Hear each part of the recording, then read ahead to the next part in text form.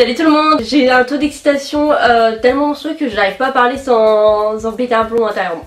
Aujourd'hui je suis très contente de vous retrouver pour une nouvelle vidéo. Voilà, ça fait très longtemps que j'ai pas filmé, vraiment. Ça fait, je crois que ça fait 3-4 mois que j'ai pas tourné, ça fait grave longtemps, de fou. Je vais pas commencer à vous blablater pendant 50 minutes pour vous expliquer pourquoi je suis partie de YouTube, enfin pourquoi je ne filmais plus de vidéos ni rien. Je vais pas commencer à vous inventer des excuses bidons en mode j'avais le bac, etc. D'ailleurs en parlant de ça, j'ai eu mon bac, oui. J'ai pas tourné de vidéo pendant tout ce temps. C'est tout simplement parce que j'avais besoin de me ressourcer, j'avais besoin de retrouver cette motivation, de retrouver cette envie de filmer. Et c'est vrai que au vu de mes dernières vidéos, c'était pas du tout rythmé, enfin genre j'avais plus du tout de rythme. Enfin bref. C'était n'importe quoi, j'avais besoin en fait de ne plus ressentir ce truc de je me force, etc. Donc je me suis dit que j'allais faire une pause et j'allais revenir quand j'en aurais vraiment envie. Et ça fait un bon bout de temps maintenant que je ressens ce manque de fou de YouTube. Je me remets à regarder toutes mes vidéos en fait. Et ouais, ça me manquait vraiment énormément. Je suis hyper contente de revenir, vraiment je suis trop contente. Je sais que vous devez vous demander, oui... tu reviens c'est bien mais est-ce que tu vas pas repartir et tout. Non vraiment pas, là si je reviens c'est que vraiment je suis sûre de moi et que je vais maintenant tenir un rythme. Peut-être pas 2 vidéos par semaine comme je faisais avant parce que par contre ça va me saouler. Si je reviens, donc comme je disais, je vais peut-être pas reprendre un rythme de 2 vidéos par semaine, mais au moins une vidéo par semaine, ce qui sera déjà bien. Et après je reprendrai mon rythme d'avant de 2 vidéos par semaine parce que c'est vrai que ça me prenait beaucoup de temps, etc. Et il faut que je revienne petit à petit. Aujourd'hui je vous retrouve pour un tag que j'ai vu sur la chaîne de Oria et que j'ai trouvé hyper sympa. C'est le tag Crazy Girlfriend. Ouais, un tag où en fait on dit un petit peu quand on est en couple ce que notre copain a le droit ou pas de faire. Et je trouve ça grave marrant de voir un petit peu le taux de jalousie de chacun. Donc n'hésitez pas à commenter vos réponses aux questions, ça me ferait grave plaisir de lire un petit peu comment vous êtes un peu en couple et tout, votre niveau de jalousie, etc. Que vous soyez un garçon ou une fille, n'hésitez pas à répondre aux questions en commentaire. Première question, peut-il avoir une meilleure amie fille? Ah, meilleure amie. Il peut avoir une meilleure amie, mais que si la meilleure amie était là avant que j'arrive. Par contre, si genre, comment dire, si on est ensemble et que en même temps la meilleure amie arrive pendant qu'on est en couple, enfin ça veut dire que vous vous êtes rapprochés, qu'il y a eu un truc, enfin je sais pas, c'est bizarre un peu. Donc si la meilleure amie était déjà là avant que j'arrive, ok, mais dans ce cas là je veux la rencontrer, je veux savoir qui elle est, je veux savoir comment elle se comporte avec toi. Parce que voilà, meilleure amie c'est vraiment genre que vous êtes proches, enfin c'est une meilleure amie quoi. Donc voilà, s'il n'y a pas trop de proximité ça peut passer, mais si je la sens pas et si je sens qu'il y a trop de rapprochement, de machin chelou là, ça va pas le faire du tout. 2, peut-il liker et commenter les photos d'autres filles? Ça dépend, il peut liker et commenter les photos d'autres filles que si les filles en question sont ses potes ou que c'est par exemple Kylie Jenner ou j'en sais rien ou Rihanna, voilà. Par contre si c'est des filles qu'il ne connaît pas, non. Pourquoi tu vas liker et commenter les photos, enfin encore liker, je crois que le pire c'est commenter quoi. Commenter des photos de filles qu'elle ne connaît pas, ça veut vraiment dire en mode je suis là, je te trouve belle, viens me parler. Enfin non, genre non. Même liker des filles qu'il connaît pas, enfin ça veut vraiment dire coucou je suis là, viens s'il te plaît, viens me parler et tout, bref. Non. Peut-il porter des cadeaux offerts par son ou ses ex? Moi j'apporte une très grande importance aux choses matérielles qui sont offertes par des personnes qui sont rentrées qui sont dans notre cœur ou qui sont déjà été dans notre cœur. Ce que je veux dire par là c'est que surtout quelque chose que l'on porte, c'est-à-dire un bijou, un bracelet, une chaîne, une bague, c'est quelque chose de très symbolique et du coup je me vois pas traîner avec mon gars dans la rue avec la chaîne que son ex lui a offert. Je sais pas si vous voyez un peu le délire.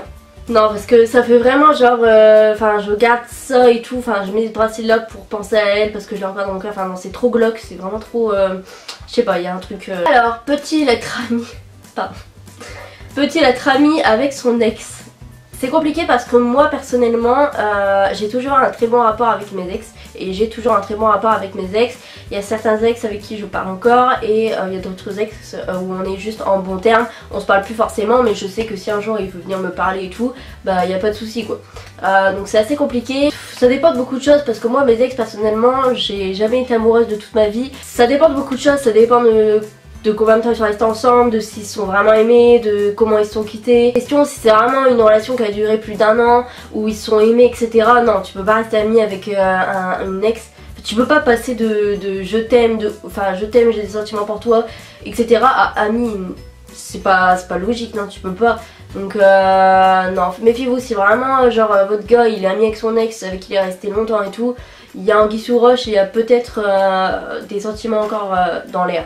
Donc faites attention, moi en tout cas je pourrais vraiment pas que mon gars soit ami avec une de ses ex avec qui il a eu des sentiments et qui est resté longtemps. Par contre si c'est une ex voilà où ils se sont sortis ensemble au collège et qu'ils sont restés ensemble une semaine ou un délire comme ça, oui là tu peux pas parler à ton ex, on s'en fout. Tu as le téléphone de ton copain pendant 2 minutes, qu'est-ce que tu fais? C'est vrai que dans toutes mes relations précédentes, j'ai jamais fouillé le téléphone d'un de mes copains, jamais de la vie. Je trouve ça assez malsain puisque en fait on fouille le téléphone mais si on le fouille on veut pertinemment trouver quelque chose.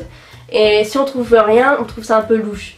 Donc c'est un peu malsain, mais j'avoue que si j'avais le téléphone de mon copain pendant 2 minutes, je checkerai un petit peu ses messages, ses snaps. Le truc c'est que j'ai pas confiance en moi et du coup c'est vrai que j'ai tendance à faire difficilement confiance parce que en fait avant je faisais confiance trop vite aux gens, vraiment trop vite et j'ai été tout le temps niquée. Après c'est vrai que moi quand je suis avec quelqu'un j'ai toujours tendance à, enfin genre je peux donner, enfin je donne mon code, enfin je m'en fous, tu veux prendre mon téléphone, bah prends mon téléphone, j'ai jamais rien à me reprocher donc je m'en fous, il peut prendre mon téléphone. J'estime que si j'ai un gars, si j'ai un copain, il peut me passer son téléphone aussi facilement que moi je peux passer mon téléphone sans forcément dire oh non t'as ton téléphone, enfin non. Donc j'ai pas besoin forcément de trucs en mode j'ai son téléphone en secret et tout, de regarder. Non, parce que du moment où t'as rien à te reprocher, pourquoi tu voudrais pas me passer ton téléphone? Alors que fais-tu si il passe plus d'1 heure au téléphone avec une collègue?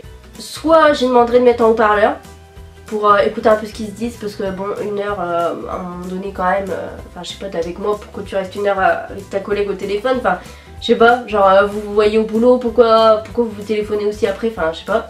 Donc soit j'ai demanderai mes haut-parleurs et je resterai à côté de lui pour savoir ce qu'il se dit, s'il parle vraiment de boulot ou s'il parle plus d'autre chose. Encore 5 minutes et tout, ok mais 1 heure, wesh, 1 heure, non. Ou bien si vous avez un dossier à rendre ou un délire comme ça, enfin genre vous verrez demain au boulot. Pourquoi casser les couilles, enfin non, jamais de la vie. Qu'est-ce que tu fais si l'ex de ton mec est invité à la même réunion de famille que toi? C'est chaud parce que ça veut dire que l'ex est encore incrusté dans la famille, hein, et du coup est malencontreusement encore incrusté dans la vie de son ex. Imagine la scène. Je pense que si je vais à une réunion de famille et que je vois l'ex de mon gars, genre en mode normal en train de boire un coup avec mes beaux-parents, je pense que je vais bouillir d'un coup, mais de plus en plus dans la soirée.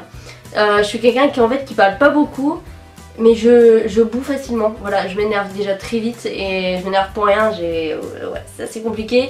Donc je pense que si je bois, ça va faire qu'un tour en fait. Ça me fait tellement bégayer, tellement genre je comprendrais pas. Genre, enfin c'est un truc de ouf quand même de faire ça. Enfin. Alors, qu'est-ce que tu fais s'il parle toujours à la mère de son ex? Bah, je comprendrais pas. Moi personnellement, je parle pas aux parents de mes ex. C'est chelou un peu. Non, y a pas moyen. C'est mort. Genre, tu parles pas à la mère de ton ex, mais c'est quoi ça? C'est tellement glauque. Et dernière question, et non des moindres. Ton mec peut-il danser avec une autre fille?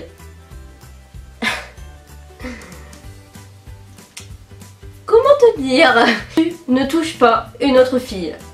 C'est tout. Danser en plus c'est quelque chose qui rapproche, c'est quelque chose où tu touches, enfin jamais de la vie, mais quoi? Faut un sacré culot pour danser avec une autre meuf alors que t'es en couple. Je suis désolée. Je pense que ce que je fais c'est que je le prends et je le démonte sa race et la meuf, après la meuf elle est pas forcément au courant qu'il est en couple. Donc pas forcément s'attaquer à la meuf, parce que souvent les filles ont fait l'erreur de s'attaquer à la meuf avant de s'attaquer au gars, parce que souvent les gars sont pas mal des... hein, bon, donc ils vont faire genre à la meuf, oui je suis célibataire, tout ça, la meuf va tomber dans le panneau, et elle va se rendre compte que bah il y en a une autre dans le lot, et donc des fois il faut vraiment savoir l'histoire avant de s'en prendre à la meuf. Parce que bah des fois la meuf elle y est pour rien, elle pensait que le mec était célibataire, donc voilà. Donc voilà, j'espère que la vidéo vous a plu, je suis hyper contente d'avoir filmé cette vidéo.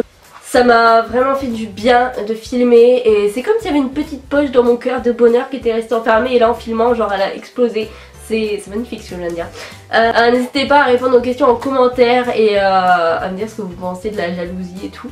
Voilà, je vous fais de très gros bisous et je vous dis à la prochaine pour une nouvelle vidéo. There's no place in heaven for someone like me. Won't you open the door and try me once more? 'Cause there's no